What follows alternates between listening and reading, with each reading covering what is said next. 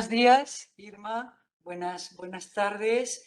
Em, es un privilegio para mí poder presentar a Irma Pineda, nacida en Juchitán, en Oaxaca, y doy las gracias a las organizadoras por esta deferencia. Y quisiera comenzar con unas palabras de la propia Irma Pineda en una entrevista que le realizaron y ante la pregunta de sus primeras aproximaciones a la poesía, ella contestó lo siguiente que me pareció muy hermoso, ¿no? Dice, fue desde que era muy pequeña. Mi mamá dice que inventaba poemas antes de saber cómo leer y escribir. Me acostaba, veía el cielo y le componía cosas a las estrellas, a la luna. Tuve la fortuna de que mi padre y mi madre fueran profesores.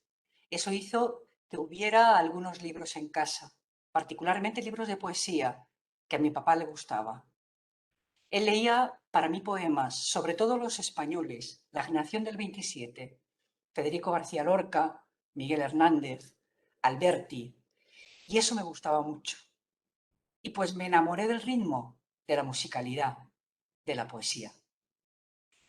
Irma Pineda es poeta benizá de Zapoteco, es profesora de la Universidad Pedagógica Nacional de la Unidad 203, ha impartido clases en la UNAM, en la ENSFO, estudió la licenciatura en Comunicación, la maestría en Educación y Diversidad Cultural y el máster en Cooperación Internacional para el Desarrollo de los Pueblos.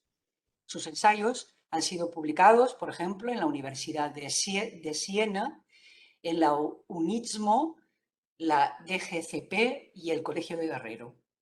Es autora de varios libros de poesía bilingüe como voy a intentar leerlo, aunque cometa un error y me discúlpame por ello, por favor, pero creo que lo suyo es también leerlo en tu lengua, aunque después también diré la traducción y aunque hierre muchísimo, ¿no? Nashiñá Ruililakse, que es Rojo Deseo, que fue publicado en el 2018. Chupa la Xidua, Dos en mi corazón, también del 2018. Nasia Rakalaxé, Azul Anhelo, del 2020. Quiero decir a los que nos estemos escuchando que yo dirijo junto a Beatriz Aracil un proyecto de investigación que se titula Construcción, Reconstrucción del Mundo Precolombino y Colonial en la escritura de mujeres en México, de los siglos XIX al siglo XXI. Les invito a visitar esta página que se llama Corpicem y, como dije el otro día en la lectura de mi comunicación, parece el nombre de un medicamento, pero no lo es. Y allí hay dos obras de nuestra autora y con sus fichas técnicas. Por si a alguien le interesa, pues aunque en internet pueden encontrar muchos poemas de Irma Pineda, también es una ocasión de visitar nuestra página web, ¿no? Ella fue presidenta de escritores en lenguas indígenas, becaria del FONCA y del Sistema Nacional de Creadores de Arte de México. Ha sido asesora legislativa en el Congreso de la Unión por el periodo entre 2020 y 2022 y fue electa por el OCOSOC como integrante del Foro Permanente sobre las Cuestiones Indígenas de la ONU. Bienvenida, Irma. Si te parece, tal como hablamos a través de correo, estaría bien que leyeras unos poemas y después pasaras a hablarnos un poco de la literatura de los Binizá o de las culturas indígenas también, de la oralidad y de la traducción, que tú eres una experta. He tenido la oportunidad de leer algún artículo tuyo que está en la red precisamente sobre la traducción, que me ha parecido muy interesante. Pero antes de darte la palabra, me gustaría leer un poema que a mí me impresionó mucho. De hecho, el otro día en mi comunicación leí unos cuantos versos y ahora me gustaría leerlo completo. Un poema que se titula Cándida. Mi madre descifró para mis ojos el lenguaje de las estrellas, depositó en mis oídos los cantos de la gente nube, me enseñó los signos de mi nombre, a usar el ajo en la cocina, en la comida, a medir el dulce y la canela, a evitar el limón cuando viene la regla, a no temer el crujido del techo de madera y teja cuando la tierra tiembla. Ella resolvía las dudas, pero nunca le pregunté a mi madre cómo transcurre la vida cuando los soldados se llevan al marido, cómo se enfrenta lo cotidiano con la incertidumbre tras los pies a cada paso. ¿Con qué palabras se explica a los hijos qué es un desaparecido? ¿Con qué unidad se mide la ausencia, los días oscuros? ¿Cómo nombrar de un solo golpe las ciudades recorridas buscando un rostro, los espíritus consultados, para tener indicios de dónde encontrar a un desaparecido? Muchas gracias por estar aquí. Adiós, Shigirato. ¿Qué tal? Buenos días para mí, buenas tardes para ustedes. Muchas gracias, Carmen, muchas gracias. Es muy emotivo para mí que hayas leído este poema tan significativo por mi madre, por la historia de mi familia. Y bueno, pues muchísimas gracias por los comentarios introductorios. Agradezco pues la invitación para estar en este maravilloso congreso que toca temáticas muy interesantes acerca de las cuestiones no solo de género, sino de la literatura diversa, como lo es la literatura en lenguas indígenas.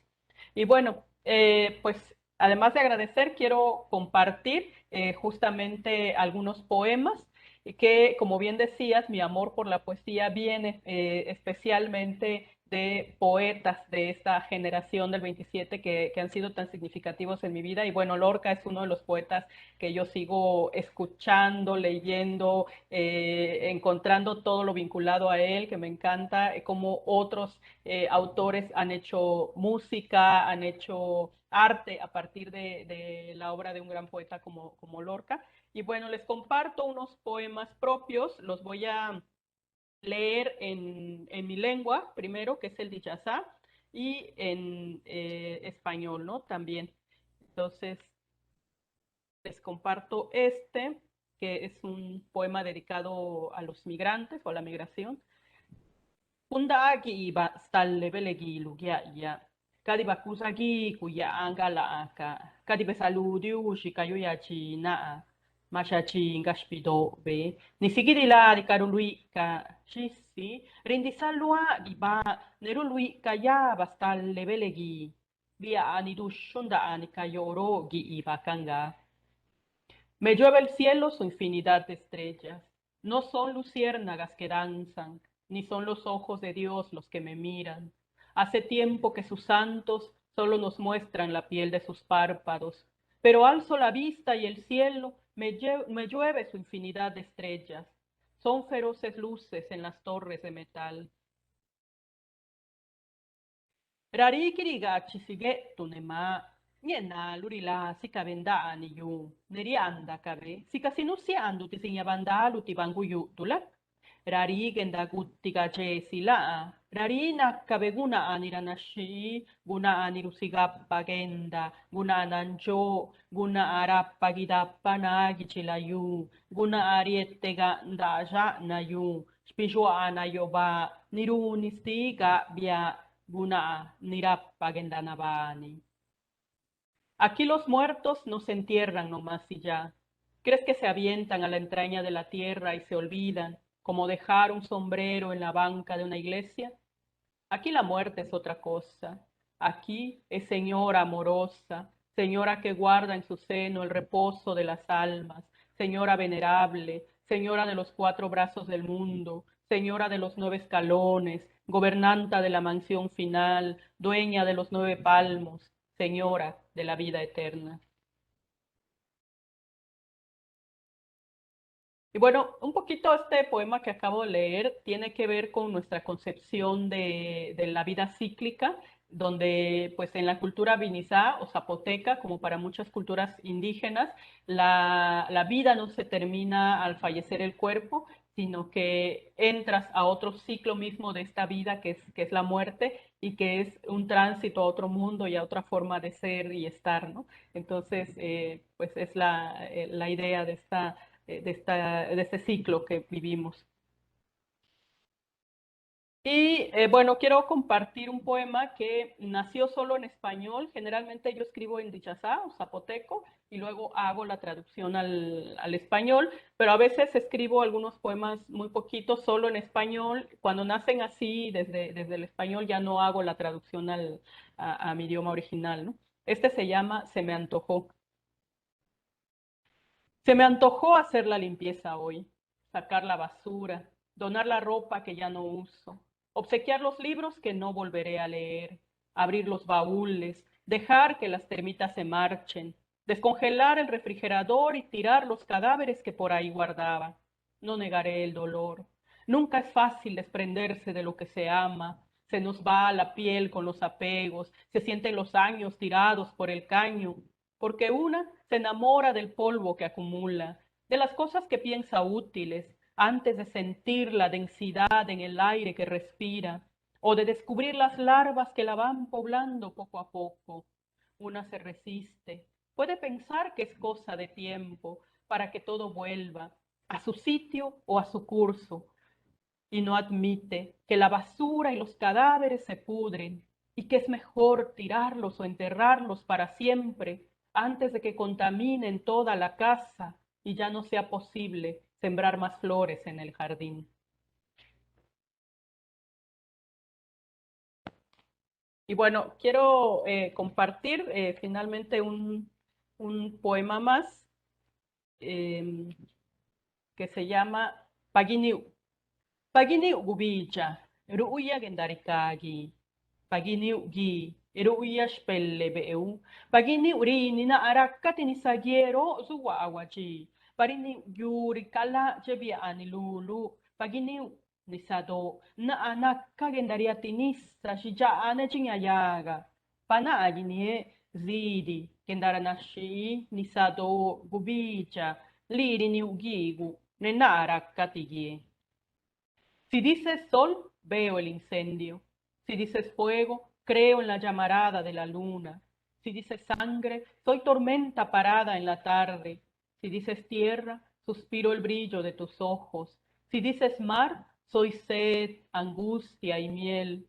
Si digo sal, amor, mar, sol, tú dices río y me convierto en piedra. Yushki Pelato. Muchas gracias. Hasta aquí dejo la lectura y ahorita seguimos conversando.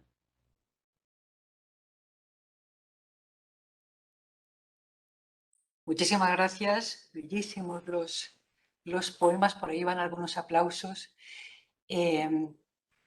Pues Irma, si quieres nos cuentas un poco de tu proceso de escritura, de la literatura en tu lengua. Ya has apuntado algo, ¿no? Que a veces los poemas te salen en español y entonces ya lo dejas así, en otras ocasiones salen en tu lengua materna y después haces la traducción. Yo creo que esas cosas son bastante interesantes, ¿no? Que nos cuentes tu experiencia a la hora de escribir la poesía y también cómo lo hacen tus otros colegas, ¿no? Sí, claro que sí. Fíjate que, bueno, por fortuna, y digo por fortuna porque no estamos en la misma condición todos los pueblos indígenas aquí en México, pero por fortuna mi cultura, la zapoteca, la vinizá, junto con la maya, es de las tradiciones que tienen mayor producción, creación literaria escrita en los últimos tiempos, siglos, me atrevería a decir. Ahorita les cuento por qué. Si bien la mayor creación de los pueblos indígenas se dio de manera oral, como ustedes bien saben, hay una larga tradición de creaciones orales, incluso en términos generales en América Latina se habla ya de este concepto de oralitura, precisamente para tratar de entender el corpus literario de los pueblos que no fue escrito. Pero en el caso de la literatura de los Vinizá, hay antecedentes de creación literaria cuando llegaron los primeros frailes a la región de Oaxaca, que es donde estamos los zapotecas, dieron testimonio. Voy a ver si se puede compartir una imagen que es un fragmento que quisiera que pudiéramos leer los invitados.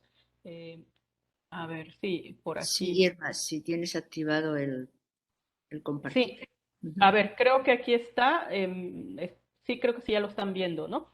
Bueno, a ver, permítame.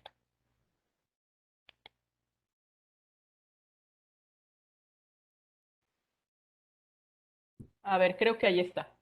Bueno, pongo esta imagen de unas niñas zapotecas, que este es el traje tradicional, que es, claro, bastante contemporáneo también, pues, porque es un traje bordado, con mucha influencia europea, pero ahora lo hemos adoptado y adaptado, ¿no? Y bueno, este es el fragmento que les quiero compartir, que es un fragmento, fíjense, de 1674 de Fray Francisco de Burgoa, que cuando llega al Valle de la Antequera, que es lo que ahora conocemos como Oaxaca, Oaxaca, encuentra ya evidencia de la creación literaria de los pueblos indígenas, encuentra evidencia de la metáfora y de cierto modo creo que les produjo temor, ¿no? Porque cuando encuentran que los indígenas de Oaxaca, para decirse valientes, decían que eran hijos de fieras, ¿no? Para decirse pues grandes señores, decían que eran hijos de los árboles, y para decirse invencibles decían que eran hijos de las piedras. Entonces me llama mucho la atención este fragmento de Fray Francisco de Burgoa cuando dice, ¿no? Los desatinos de sus historias y sus pinturas que el demonio les persuadía.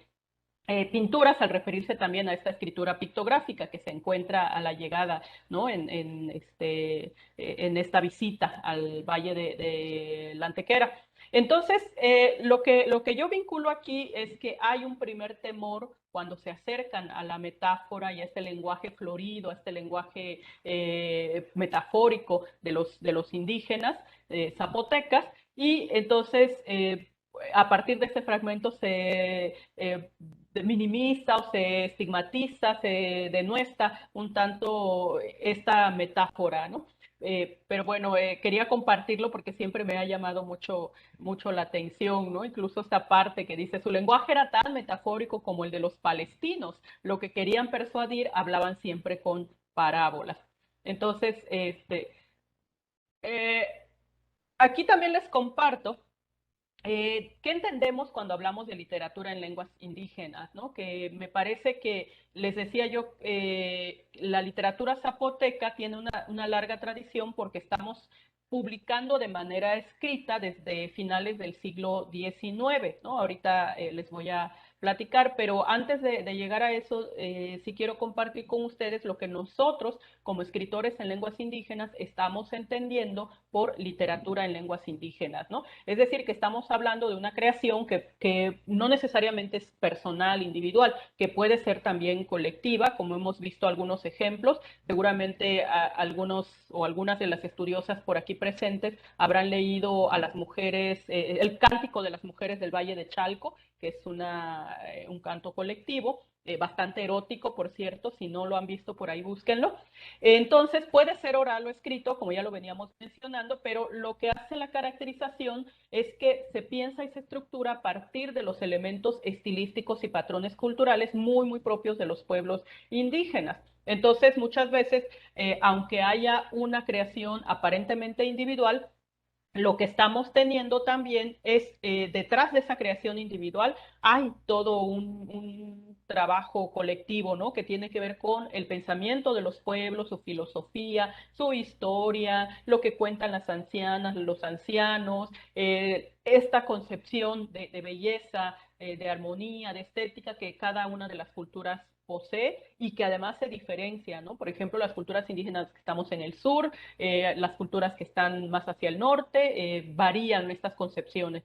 Entonces, cada uno trata de impregnar ahí algo. Y se vuelve importante para nosotros, como escritores en lenguas indígenas, porque hemos visto que estas creaciones literarias han ayudado bastante al desarrollo y la difusión de las lenguas indígenas, ¿no? Muchas niñas, niños, a partir de lo que estamos haciendo, pues se interesan en seguir aprendiendo la lengua y crear en algún momento sus propias historias. Por otro lado, esta literatura ha favorecido la difusión, ¿no? hacia afuera, pero también la continuidad de una generación a otra, tanto al interior, por eso decimos que hacia el exterior también nos ayuda mucho. Y quienes escribimos en lenguas indígenas, pues tratamos de no mezclar con muchas palabras que ya tenemos del español, porque pues hemos estado en contacto. Entonces, nos ponemos a buscar y recuperar estos arcaísmos que, por ejemplo, en el zapoteco han caído en desuso, pero que existen, ¿no? Y por el contacto cotidiano con el español, pues empezamos a meter estas palabras en español, hicimos una mezcla, pero al crear literatura tratamos de que no ocurra esto. Entonces, no solo recuperamos arcaísmos, sino que frente a la modernidad, pues también nos vemos obligados a generar neologismo, ¿no? Antes no, en mi lengua no existía una palabra para teléfono, o computadora o internet, ¿no? Hemos tenido que crear esas palabras, lo cual no está mal porque como toda lengua viva tiene que, pues morirán algunas palabras y nacerán otras, ¿no? Entonces, pero para eso también ha servido la literatura, ¿no? Esta generación de neologismos. Los profesores en las escuelas lo están usando ahora como herramienta didáctica, ¿no? Toda la producción literaria que hacemos en nuestras lenguas, las maestras, los maestros lo están llevando a la escuela para que sea una herramienta a partir de la cual puedan enseñar la lengua. Y finalmente, comentar también que si bien lo que ahora hacemos se nutrió mucho de la oralidad, pues resulta que por el desplazamiento de las lenguas indígenas, de repente, pues estas historias dejaron de contarse en los hogares y se recurre ahora de nueva cuenta a los libros, ¿no? O sea, hay una generación que dejó de contar historias, otros estuvimos escribiendo y ahora que está de vuelta este interés por recuperar las lenguas originarias, pues muchas mamás, muchos padres de familia, profesores, están recurriendo a esos textos escritos para devolver la oralidad en los hogares. Entonces ya se hizo este circuito de oralidad, escritura, de nuevo oralidad. Y bueno, ahora sí que estamos haciendo los zapotecas, ¿no? Ahí dice Nirukabi Nizalu Dichazalu, que escriben los zapotecas en zapoteco. Pues aquí comento rápidamente la escritura zapoteca, según el autor, el doctor Víctor de la Cruz, pues es bastante antigua, aunque en un primer momento fue jeroglífica, estamos hablando de unos 600 años antes de la era cristiana, y pasó por lo pictográfico hasta llegar al alfabeto latino, que ya fue en la etapa colonial, y pues la escritura como actualmente la conocemos, ¿no? Les decía yo que hay antecedentes marcados en un texto de Fray Juan de Córdoba de 1578. Hay unos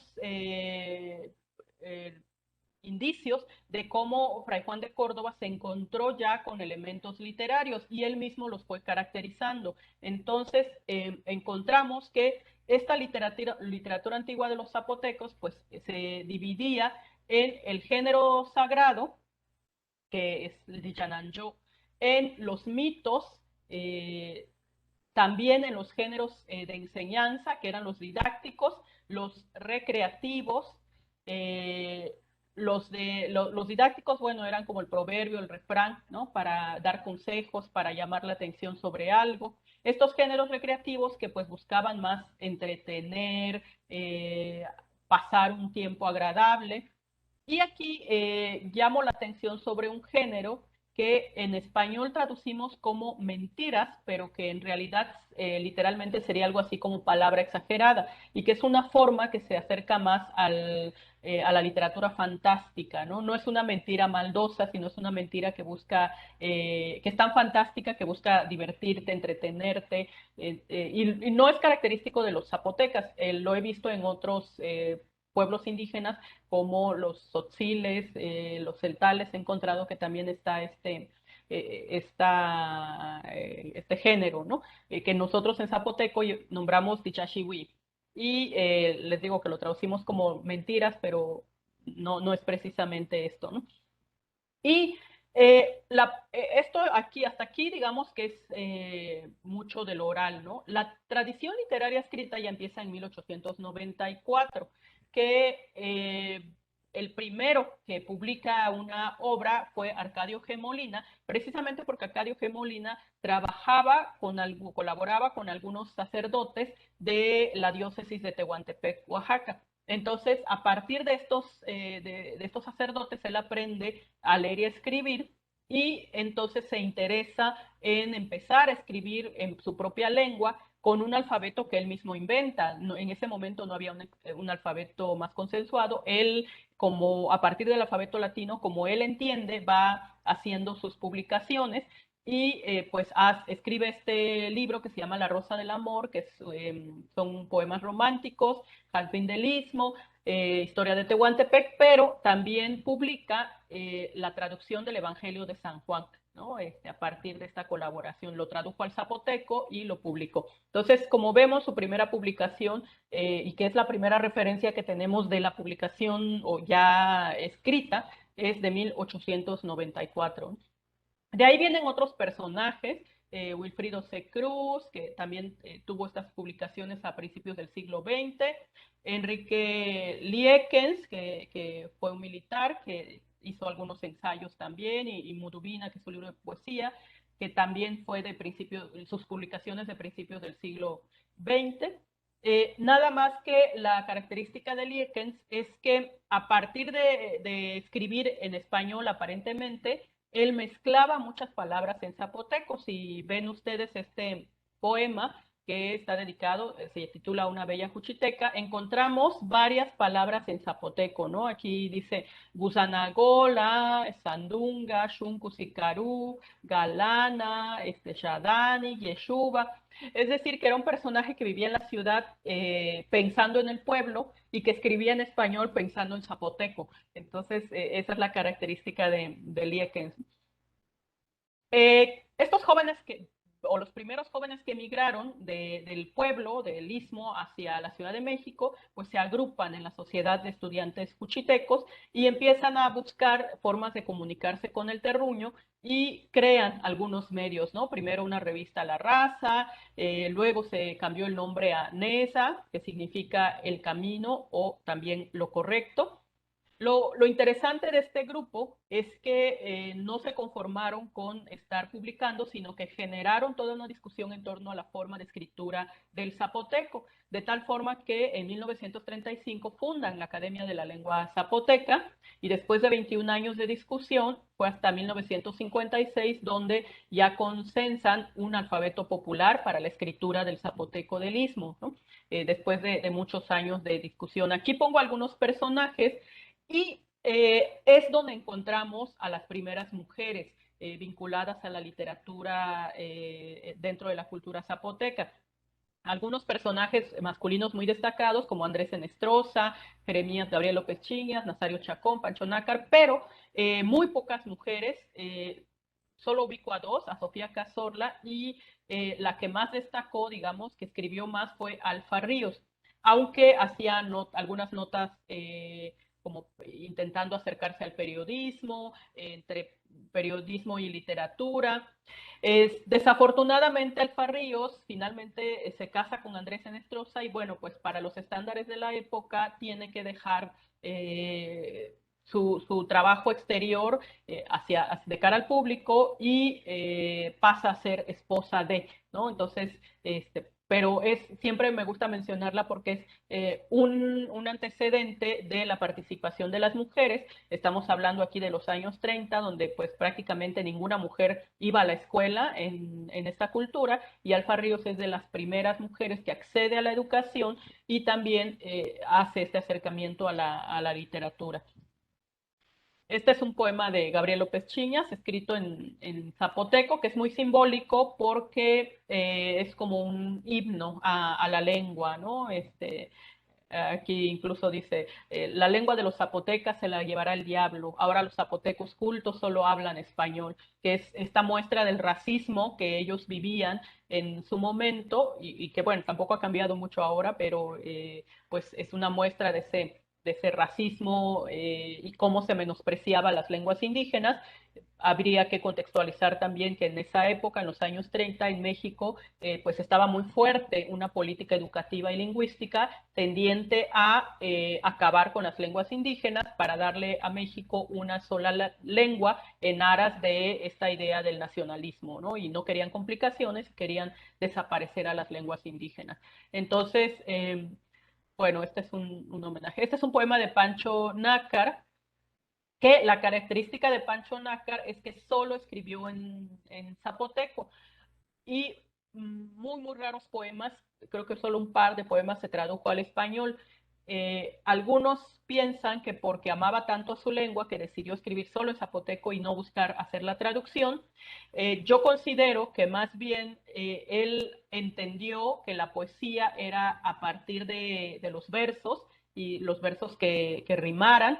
Entonces, al construirlos así en zapoteco, como ustedes ven aquí, están en cuartetas, hay rima. Al construir así desde su lengua, le fue ya imposible trasladar este mismo formato al español y ya decidió no hacerlo mejor porque se rompía la estructura del verso que él había concebido, se rompía no solo el número de sílabas, sino también la rima, el ritmo, y ya para él eso ya no era seguramente poesía, ¿no? Porque no la conceptualizaba así. Estamos hablando también pues de los años 30, donde estaba muy casado con la idea de cómo debía ser la poesía. Entonces, no tenía, yo creo, este acercamiento a lo que ahora conocemos como verso libre y le costó mucho.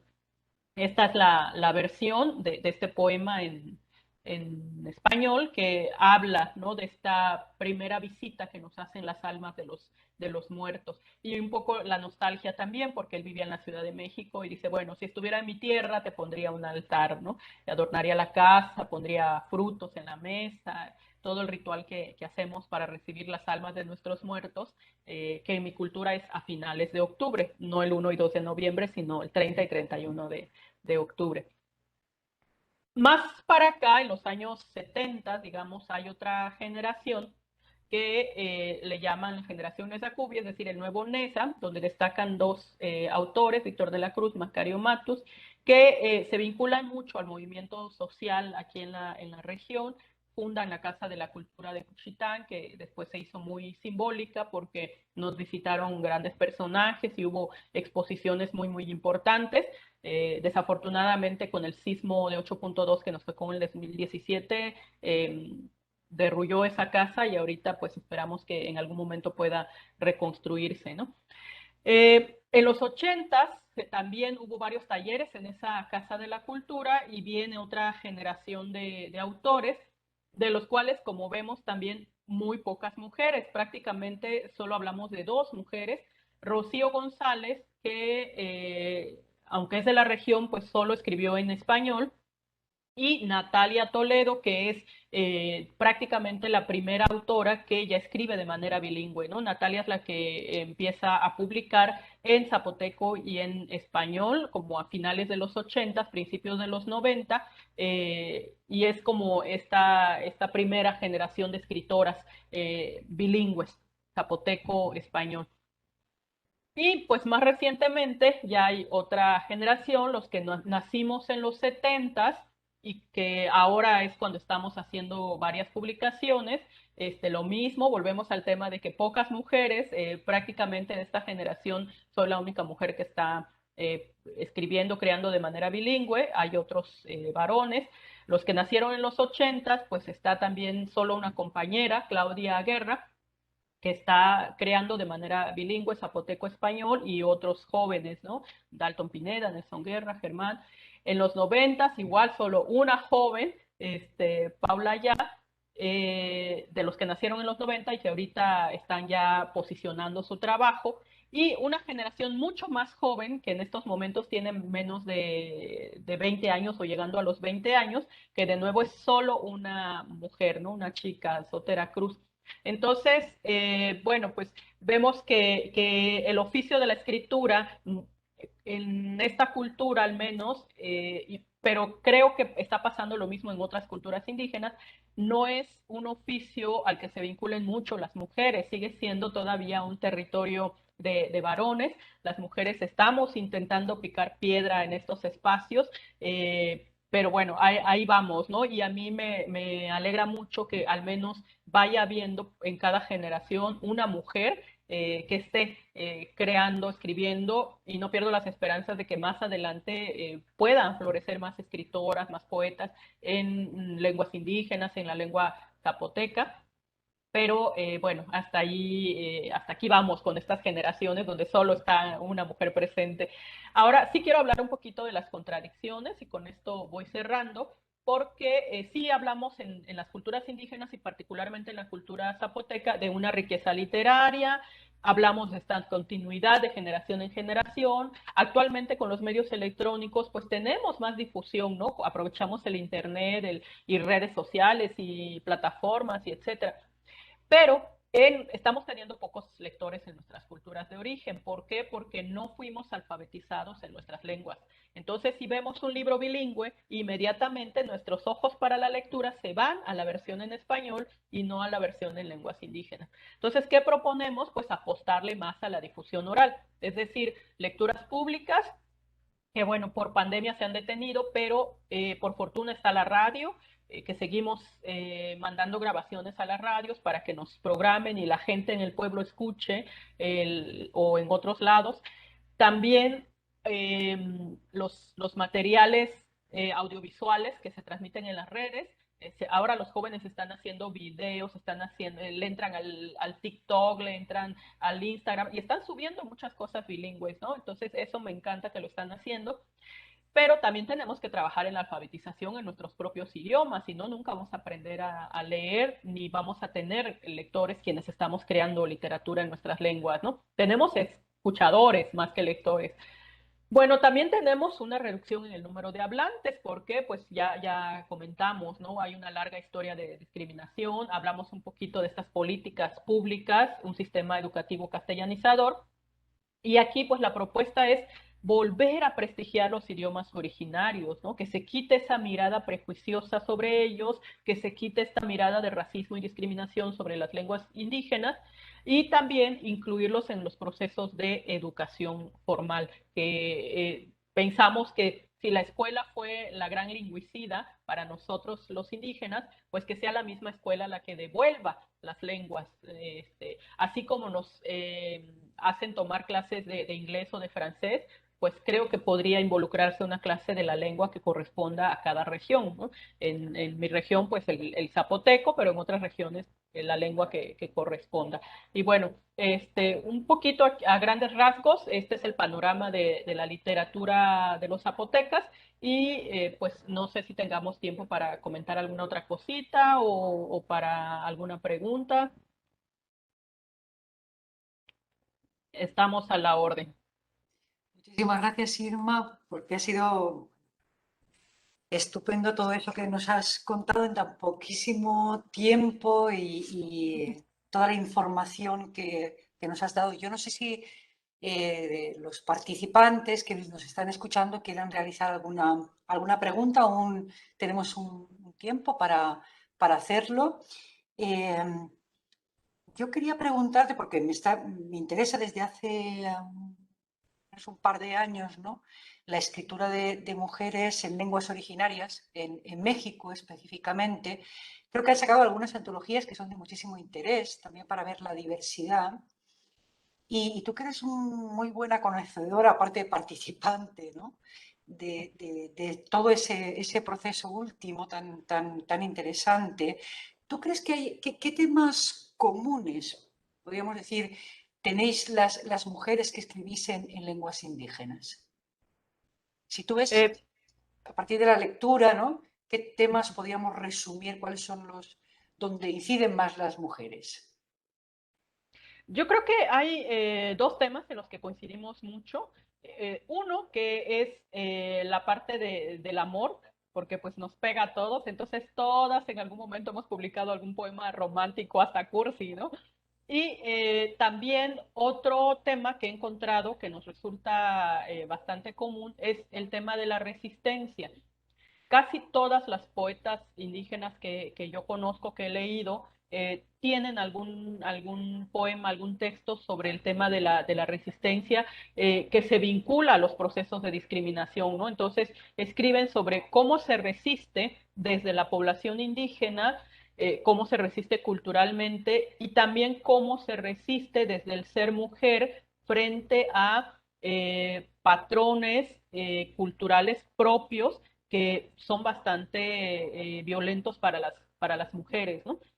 Ayer justamente escuché un conversatorio de jóvenes poetas, de una nueva generación, y justo están hablando en sus poemas de pues estas condiciones que viven las mujeres frente a culturas que pues siguen teniendo bastantes elementos machistas, misóginos, patriarcales y que tal vez incluso mi generación no la sentimos tanto porque habíamos naturalizado una forma de vida y de vínculo del ser mujer, pero que ahorita las generaciones más jóvenes ya están cuestionando, ¿no? Ya están cuestionando del por qué tengo que casarme a cierta edad, por qué mi familia tiene que recibir la ofrenda y entregarme, por qué no puedo ir a la escuela, por qué, como muchos cuestionamientos. Entonces, pues esto es interesante, ¿no? Por eso hablo de que uno es el amor, el romance, y otro es la resistencia como parte de una cultura de un pueblo indígena, pero la resistencia desde el ser mujer, ¿no? Frente a todas estas condiciones opresivas para las mujeres. Precisamente el otro día en mi comunicación hablaba de la identidad, ¿no? De cómo la mayoría de estos poemas hay una especie de seguimiento, ¿no? De esa genealogía. La importancia que ha tenido sobre todo la madre en la cultura, en vuestra cultura, bueno, yo creo que en todas las culturas, ¿no? De qué manera se recupera la madre y se va creando una genealogía, la madre, la abuela, todo aquello que han aprendido, ¿no? Y de qué forma lo estáis recibiendo vosotros, ¿no? Y me parece muy interesante esa manera de concebir la genealogía, ¿no? Desde las lenguas indígenas. Y aparte yo quería preguntarte también la importancia que tiene la naturaleza, porque, como bien decías, el amor aparece como en la poesía de todas las épocas, ¿no? De todos los tiempos. Parece que el amor sea un tema recurrente, como también lo es la muerte, como también lo es el tiempo, ¿verdad? Así es. Estos temas universales, podríamos decir, que pueden aparecer en cualquier tipo de cultura, pero a mí me llama mucho la atención la presencia precisamente de la naturaleza. Y otra cosa, quizás sería una doble pregunta, que estaría relacionada con ese primer texto que has puesto, la importancia de la metáfora en la poesía escrita en lenguas originarias por mujeres, ¿no? Sí, bueno, te respondo a la primera. Este trabajo sobre la naturaleza. Efectivamente, muchas de las mujeres que estamos escribiendo en lenguas indígenas hacemos o recurrimos a estas figuras que tienen que ver con nuestro entorno, ¿no? Por ejemplo, yo vivo en el pueblo generalmente y muchas de las compañeras que conozco, y entonces es nuestra primera mirada, ¿no? Sobre lo que nos rodea, el entorno, volteamos y vemos verde y vemos cerro y vemos árboles y vemos, y entonces de eso estamos hablando.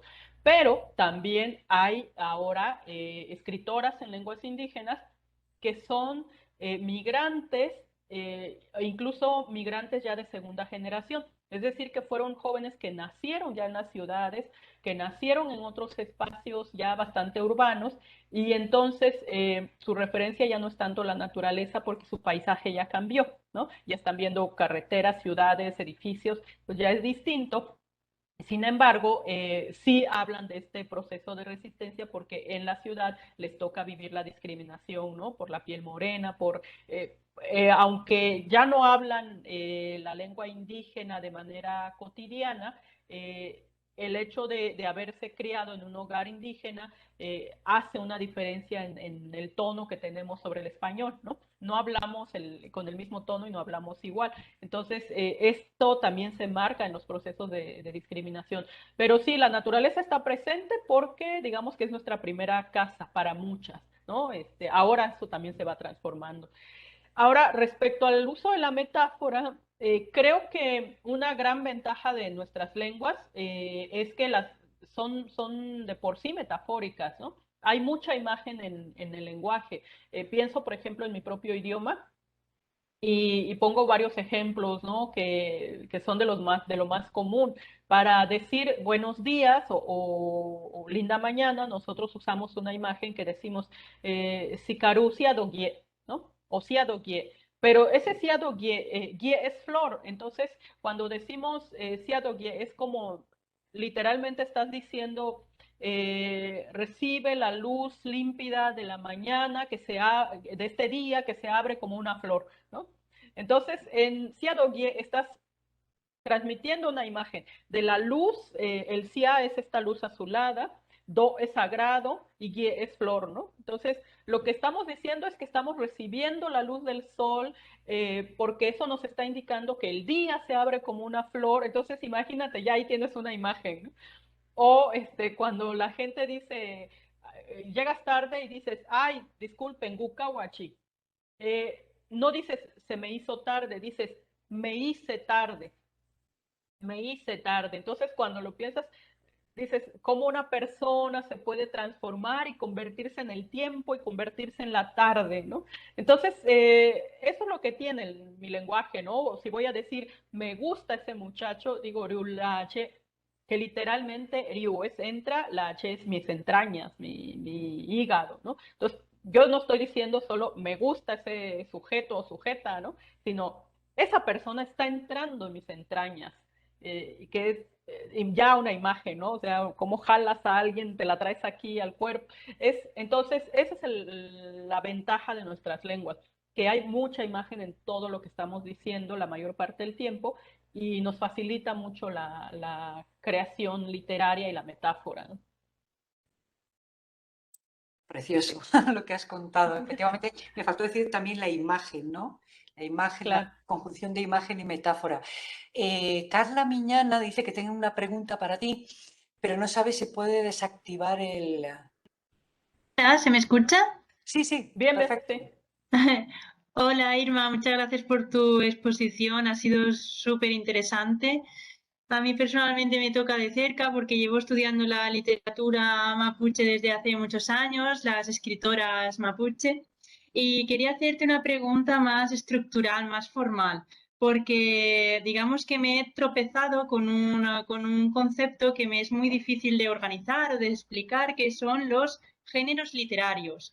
Ahora con la imposición de la escritura por parte de Occidente, pues nacen géneros literarios que formalmente pues sí que son poesía, porque la estructura la escriben como si fuera poesía, el cuento, como que las características formales sí que los acompañan, pero en cambio organizarlos o darles un nombre es algo que me resulta difícil porque no sé si es correcto o no sé cómo abordarlo. ¿Cómo abordarías o cómo lo haces para actualmente organizar o clasificar estos géneros literarios que podríamos considerar nuevos, ¿no? Aunque en la oralidad ya llevan mucho tiempo con nosotras? Sí, pues fíjate que más bien me voy como al contenido, ¿no? Al contenido y Sí, a partir de eso tratar de separarlo. No sé si alcanzaste a mirar la tablita que ponía, que a partir sí, sí.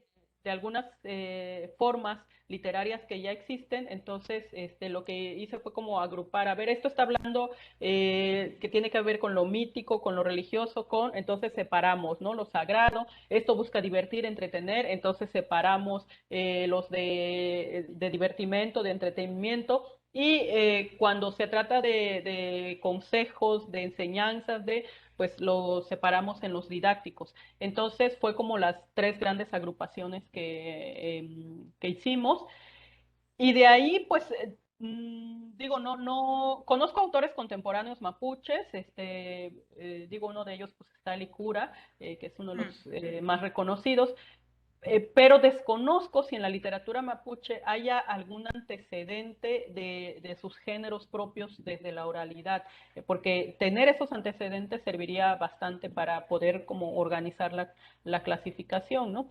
Y si no, pues creo que tú podrías hacer tu propia propuesta. Si no hay estos antecedentes, si no hay un rastreo pues mucho más antiguo, a lo mejor tú hacer tu propia propuesta de por dónde van esos trabajos literarios que tú estás analizando, ¿no? Solo son los que se crean para enseñar algo, solo son los que se crean para divertir, los que se crean para honrar a sus deidades, por ahí creo que se puede abordar. Muchas gracias, Irma. Sí que existe una organización en los géneros orales, sí existe una clasificación dentro de la oralidad que también se asemeja mucho a la literatura a la literatura zapoteca, que es por religiosa, didáctica, etcétera. Y claro, pero con la introducción de la escritura, como el formato cambia, como porque existe en el mapuche existe teatro, cuento, poesía. Entonces, claro, la estructura estás como en una balanza, ¿no? De no sé si organizarlo entre contenidos y en forma o cómo. Pero muchísimas gracias por tu iluminación. Muchísimas gracias, Carla, por la pregunta. Yo creo que ya nos queda muy poquito tiempo. Sí te pediría, Irma, si te parece que cerremos con un poema. Claro que sí, con mucho gusto. Voy a compartir un poema que, bueno, es de los que más me gusta y que la gente ahora, después del sismo del 2017, lo usó mucho. Se llama Kizuyuna Agate, no me verás morir. Kizuyuna Agate, Kizanda Gusianduna, Nanga Nyo, Bishose, Lutichayosho, Bishose Gola, Lu, Girani Mavisiaka, Chikali, Nissaruna Tigessa Mastalle, Jivivani, Tinayaga Nihmanaba, Binittila de Bandaga, Kizuyuna Agatte, Tinaga Tijomisura, Cani Viruna, Bishose, Vendabwa, Bendani Gudo Diushi, Bendani Bicharwa, Tileju, Leju Nigujitte Geu Nigubili Chibisu, Chinyavisu Nirindani Lucice, Schkippilungana, Nekizuyugatte. Nekasa kusho magiratu se kisuyuna agatte. Fiutishubaga chilugi shinulunesa da anigi chitisabigetta nella agusindani gendanavani nella agakkagetta skendanu nella agusivani stigianu nekizuyuna agatte tisaccanu una dippa tisavani nushaci tiriunda stinu kisatti tisaccanu laanu neli nekashingi nuneshugi cilayuni kudibicaccia sado ne saccano stalle lacido na se cicciskenda vinisa ne kisuyu gatte kisuyu na agatte kisuyu dio na agatte. No me verás morir, no podrás olvidarme. Soy tu madre, tu padre, la vieja palabra de tu abuelo, la costumbre de los tiempos, la lágrima que brota de un anciano sauce, la más triste de las ramas perdida entre las hojas. No me verás morir porque soy un cesto de carrizo donde aún se mueven las tenazas del papá del camarón, el pescado que Dios comió, la serpiente que devoró un conejo, el conejo que siempre se burló del coyote, el coyote que tragó un panal de avispas, la miel que brota de mis senos, tu ombligo soy y no me verás morir. Aunque creas que todos se han marchado, no me verás morir. Habrá una semilla escondida entre los matorrales del camino, que esta tierra ha de volver y sembrará el futuro y será alimento de nuestras almas y renacerá nuestra palabra y no me verás morir porque seremos fuertes, porque seremos siempre vivos, porque nuestro canto será eterno, porque seremos nosotros y tú y los hijos de nuestros hijos y el temblor de la tierra que sacudirá el mar y seremos muchos corazones aferrados a la esencia de los vinizá y no me verás morir, no me verás morir, no me verás morir. Muchas gracias.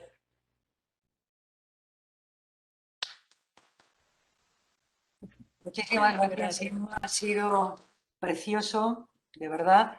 Y me gustaría terminar con unas palabras de nuestra compañera, querida compañera Elena Usandizaga, que pone en el chat, dice, emocionante oír las palabras aunque no entendamos. Muchísimas gracias y hasta muy pronto. Muchas gracias, Carmen. Josebe, muchas gracias y que siga siendo un éxito el festival y el congreso. Muchísimas gracias, Irma. Muchísimas gracias, Irma, y que lo que una vez fue algo lingüicida no os vean morir nunca, ni nos vean morir nunca. Es que ricasco. Gracias, cuídense. Seguimos. Muchas gracias, Irma.